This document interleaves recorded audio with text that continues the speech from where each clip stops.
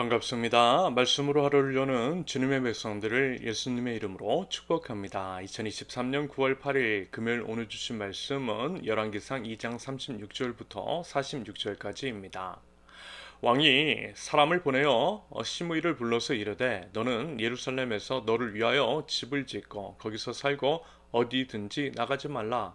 너는 분명히 알라. 내가 나가서 기드론 시내를 건너는 날에는 반드시 죽임을 당하리니 내 피가 내 머리로 돌아가리라.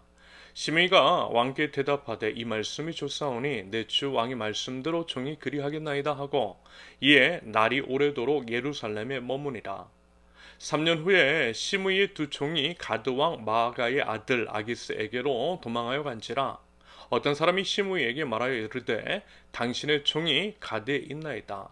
시므이가 그 종을 찾으러 일어나 그의 나귀에 안장을 쥐고 가드로 가서 아기스에게 나아가 그의 종을 가드에서 데려왔더니 시므이가 예루살렘에서부터 가드에 갔다가 돌아온 일을 어떤 사람이 솔로몬에게 말한지라. 왕이 사람을 보내어 시므이를 불러서 이르되 내가 너에게 여호와를 두고 맹세하게 하고 경고하여 이르기를 너는 분명히 알라. 내가 밖으로 나가서 어디든지 가는 날에는 죽임을 당하리라 하지 아니하였느냐.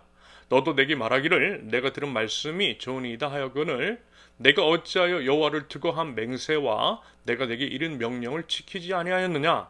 왕이 또 시므이에게 이르되 내가 내 마음으로 아는 모든 악 곧 내 아버지에게 행한 바를 내가 스스로 아나니 여호와께서 내 악을 내 머리로 돌로 돌려 보내시리라. 그러나 솔로몬 왕은 복을 받고 다윗의 왕위는 영원히 여호와 앞에서 경고히 서리라 하고 여호야다의 아들 브나야에게 명령하매 그가 나아가서 시므이를 치니 그가 죽은지라. 이에 나라가 솔로몬의 손에 경고하여지니라. 아멘. 솔로몬이 제위 초기 왕권 강화를 위해 노력했다라고 말씀을 드렸습니다. 그러면서 국가의 기관과 기틀을 새롭게 잡아 나가되 그 원칙은 분명 하나님 나라였죠. 아버지 다윗 왕의 유언도 그와 같은 맥락이었고요. 아버지의 유언에 따라 솔로몬은 하나님의 법 질서에 따라 먼저는 자기 자신을 세우고 나라를 세우는데 총력을 기울였습니다. 그 가운데요 조금 매정하고 혹은 잔인하다라고도 볼 수 있는 면이 있다라고 했죠. 어제 이제 요압에 대한 심판이 그러한데요. 그 부분에 대해서는 이렇게 말씀을 드렸습니다. 하나님의 정의와 공의, 거룩을 위한 것이라고 말입니다. 한편으로는 처음 왕권을 세워나가는 과정 가운데 필요한 처소할 수 있다라고 그랬어요. 성경을 그리고 이제 성경의 가르침을 살펴보실 때에 여러분 종합적으로 바라보자는 권면을 드렸습니다. 그러면요 다소 이제 해석 및 적용에 조금 어려움이 있을 수는 있어도 충분히 이해는 된다라고 그랬습니다. 솔로몬의 요압에 대한 처형과 원수를 사랑하는 말씀이 결코 충돌하는 것은 아니라는 말씀이죠. 아무튼 이제 솔로몬의 아버지 다윗 왕이 유언을 집행하되 이제 어제는 아도니아의 반역에 가담을 했던 아비아들 제사장과 요압 장군에 대한 심판이었다면 오늘은 시므이입니다. 시므이에 대한 심판에 있어서도 어제 잠시 언급을 드렸던 것처럼 여러분 즉각적인 사형을 집행하지는 않았어요. 아비아달도 그랬죠. 그가 이제 제사장으로서 어떤 정치적 군사적 쿠데타를 일으켜 왕권에 위협이 될 만한 힘을 가지고 있지는 않았기 때문이었습니다. 거기에 그의 과거 행적이 다윗 왕에게 선했기 때문에 그 부분을 참작해서 죽임당하는 것은 면하게 했다라고 그랬어요. 반면에 요압 장군의 경우에는 그 죄질이 심각하게 나빴을 뿐더러 왕권에 위협이 될 만한 군사적인 힘을 가진 자였기 때문에 즉각적인 사형을 집행했던 것으로 해석이 됩니다. 그러면서 이제 이번 시므이 같은 경우에는요 아비아달과 약간 비슷한 면이 있어요. 뭐냐면 이제 그가 무슨 권력을 가진 것도 아니었고 그래서 이제 솔로몬에게 군사적인 위협이 되지 않는 인물이었다라는 것입니다. 하지만 죄질은 심각했어요. 너무나 나빴습니다. 그래서 이제 조건을 달았던 것이겠죠. 뭐 예를 들면 이제 정해진 범위, 즉 예루살렘 성 안에서만 머물되 만약 이제 그것을 어기고 밖으로 나가면 죽음을 당할 것이라 명령을 했던 것입니다. 그 부분에 대해서 38절의 기록처럼 시므이도 동의했어요. 약속이 체결된 것입니다. 그런데 어떤 일이 벌어졌죠? 시므이가 소유하고 있던 종들이 도망가는 일들이 발생한 것입니다. 그런다고 할 때 어떤 사람이 그들의 행적, 즉 도망간 종들이 어디에 있다라고 시므이에게 정보를 제공해요. 예, 시므이는 그쪽으로 가서 그 종들을 잡아옵니다. 문제는요, 이 과정 가운데에 시므이가 솔로몬이 명령한 경계를 넘어갔다라는 것입니다. 약속을 어겼다라는 거예요. 그래서 이제 죽임을 당해야만 하는 이유가 발생했다라는 것입니다. 그리고 이제 정말 이와 같은 일, 즉 시므이가 경계를 넘어갔다라는 소식이 솔로몬의 귀에 들어갔고요. 이랬는지 솔로몬은 약속한 대로 시므이를 쳐서 죽였다라고 하는 것이 오늘 본문의 내용입니다. 그러면 여러분, 여기서 이제 우리가 알 수 있는 것은 과연 무엇일까요? 한마디로 표현하면 하나님은 하나님의 뜻을 이루신다라는 것이겠죠. 하나님의 뜻은 하나님의 정의와 하나님의 공의를 세우는 것입니다. 악인은 반드시 심판하시는 하나님이시라는 거예요. 그것도 정당한 절차를 통해서. 심지어는 살아남을 수 있는 기회까지도 주시면서 만약에 그것을 어겼을 때 이 단호한 심판을 내리시는 심판자 하나님이십니다. 그래서 한번 보세요.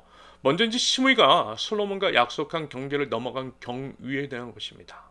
시므이가 경계를 넘어간 것은 종들이 도망갔기 때문이죠. 도망을 가되 예루살렘 경계를 넘어 타국으로 넘어갔습니다. 그런데 그들이 도망간 위치를 누가 또 알려줬대요. 바꿔 말하면 그 사람이 종이 어디에 있다라고 이야기해 주지를 않았다면 시므이는 예루살렘 경계를 넘어가지 않았을 것입니다. 종들이 있는 위치를 얘기해주는 그 사람이 있었기 때문에 그곳으로 갔다라는 거예요. 게다가 이 일은요, 아무도 모르게 완전 범죄처럼 진행이 될 수 있었어요. 어느 누가 얘기하지 않는다라고 한다면 조용히 끝날 수 있는 일이었다라는 것입니다. 그런데 41절을 보면요, 어떤 사람이 솔로몬에게 고자질했대요. 그래서 밝혀진 것입니다.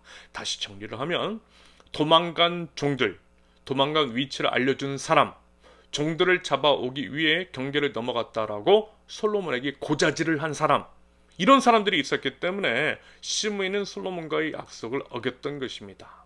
만약에 이 중에 한 사람이라도 없었다라고 한다면 그러면 시므이는 죽지 않았을 수 있어요. 그래서 생각해 보는 겁니다. 왜 이러한 일들이 아구가 딱딱 맞게 벌어졌을까라는 것에 대해서 말이죠. 마치 그들이 합력하여 시므이가 심판을 받게 한 것처럼 말입니다. 여러분, 결국 우리 신앙인들이 해석할 수 있는 것은 이런 것이 아닐까 싶어요.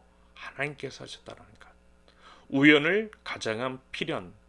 하나님의 성품을 살펴보고 악은 절대 용납하지 않으시는 우리 하나님이심을 안다라면 충분히 그렇게 해석이 됩니다. 여러분, 하나님이 시므이를 심판하신 거예요. 하나님께서 종들에게 도망갈 마음을 주셨을 수 있고요. 하나님께서 종들의 위치를 알려주셨을 수 있고요. 하나님께서 솔로몬에게 시므이를 고자질하도록 그 마음을 주셨을 수 있다라는 것입니다. 그러므로 여러분, 악인을 벌하시는 여러분 우리 하나님을 기억하고요. 또 그 하나님을 신뢰하실 수 있기를 바랍니다. 그리고 그에 따라 우리가 마땅히 행해야 할 바가 무엇인 줄을 고민하고 우리 개개인의 공동체 그리고 나라와 국가를 정의롭고 공의롭게 세워나갈 수 있기를 기대합니다. 그런 면에서 여러분 한번 자람 한번 살펴보세요. 우리 주변에서 일어나는 일들, 국가인지 지도자에 관한 것들, 최상병 수사관이었던 박대령 관련 사안도 그러하고요. 요즘 수많은 이슈 가운데에 여러 힌트, 여러 사인 같은 것들이 여러분 보이지 않습니까? 감출래야 감출 수 없는 것들이 보이더라고요. 완전 범죄가 아니라는 것이고요. 그래서 그것들이 들켰을 때에 말도 안 되는 논리로 변명하는 것들을 보며 혀를 찰 때가 요즘 참 많이 있습니다. 저는 개인적으로요, 이것이 어쩌면 하나님께서 주신 기회일 수 있다라고 봐요. 우리 나라를 지켜주시기 위한 기회. 예를 들어 내부 고발이 없었다라면 여러분 조용히 묻혔겠죠. 만약에 시므이를 고자질한 사람이 없었다라면 솔로몬에 의해 하나님의 정의를 세울 기회가 없었을지 모르는 것처럼 말입니다. 여러분, 이 부분을 통해 하나님의 뜻이 무엇인지를 숙고하고 이러한 기회를 놓치지 않을 수 있기를 바랍니다. 여러분, 하나님께서 다 알려주시잖아요. 회복을 위한 힌트를 다 주고 계시잖아요. 제가 이제 사실 이런 일들 참 많이 겪었습니다. 조직이 정화되고 조직이 이제 하나님 앞에서 공동체가 하나님 앞에서 바로 서기를 바라는 마음에서 소위 이제 내부 고발이라는 것을 했죠. 물론 그 전에 당사자들에게 그래서는 안 된다라는 이야기를 수없이 했습니다. 하다 안 들어 먹어서 우회적으로 혹은 좀 비유적으로 블로그에 이제 글을 썼던 거예요. 그랬을 때 이제 제게 돌아온 결과는 조직을 무너뜨리는 악한 자라는 것이었습니다. 그렇게 이제 공격을 하더라고요. 그리고 이제 제 SNS를 사찰하고 저를 따돌렸습니다. 하지만 여러분, 악에 대해 침묵하는 것은 하나님을 배반하는 겁니다. 하나님을 배반하는 것이 더 무서운 죄잖아요. 사람이 아니라 하나님을 두려워하실 수 있기를 바랍니다. 그리고요, 오히려 내부 고발 그런 것들을 통해 개인 및 공동체가 점화될 수 있다면, 하나님 앞에 바로 설 수 있다면 당연히 내부 고발도 하고 항명도 하는 게 맞지 않나 싶어요. 그것이 그리스도인들의 책임인 것이고, 하나님께서 각 공동체 가운데에 우리를 파송하신 이유일 것입니다. 마지막으로 시므이, 참으로 아쉽죠. 분명 살아남을 수 있는 기회를 주셨음에도 불구하고 솔로몬 간의 약속을 가벼이 여겨 결국 죽임을 당하게 된 어리석음이 시므이 그에게 있었습니다. 여러분, 하나님은 우리에게 기회 주시는 분이세요. 분명 기회 주셨어요. 그 기회를 제발 지혜롭게 살리실 수 있기를 바랍니다. 하나님의 약속의 말씀, 그 말씀을 엄중하게 여기고 그들을 생명을 걸고 지켜 행함으로써 생명을 지켜내는 저와 여러분들, 악에서 자신을 거룩하게 지켜낼 줄 아는 하나님 나라의 백성들 모두 되실 수 있기를 예수님의 이름으로 축원합니다. 함께 기도합니다. 하나님 아버지, 정의롭고 공의로우신 아버지 하나님을 신뢰합니다. 악인은 반드시 벌하시고 죄에 대한 대가는 반드시 치러지게 한다라고 하는 것들을 분명히 알아 아주 작은 죄와 악이라 할지라도 멀리하게 하시며 거룩한 하나님 나라 백성다운 삶을 살아가는 저희 되도록 하나님 저희 마음과 생각과 언행을 지켜주시옵소서. 설령 저희들에게 불이익이 돌아온다 할지라도 하나님을 두려워할 줄 알아 하나님의 정의를 위해서는 용기를 내어 말할 수 있게 하시며, 저희가 서 있는 모든 곳에서 빛과 소금의 역할을 온전히 감당할 수 있는 용기를 더하여 주시옵소서. 예수님의 이름으로 기도합니다. 아멘. 하나님께서 오늘 주신 말씀과 각자의 기도 제목을 놓고 우리 잠시 기도하겠습니다.